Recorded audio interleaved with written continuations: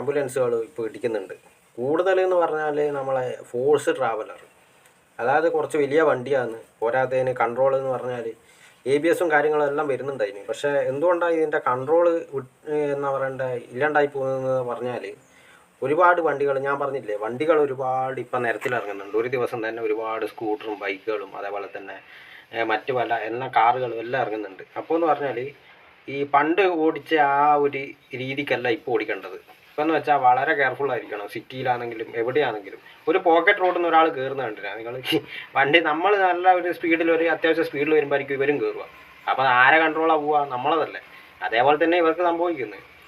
അപ്പോൾ ഇവരിപ്പോൾ ഈ റീലെല്ലാം ഇടുന്നുണ്ട്, പിന്നെ ആംബുലൻസിൻ്റെ ഇപ്പോൾ റീലെല്ലാം ഇടുന്നുണ്ട്. അതിപ്പോൾ നമുക്കൊന്നും പറയാൻ പറ്റില്ല. പക്ഷേ എന്ന് വെച്ചാൽ സേഫായിട്ടുള്ള ഡ്രൈവിംഗ് ആയിരിക്കണം നിങ്ങളെ.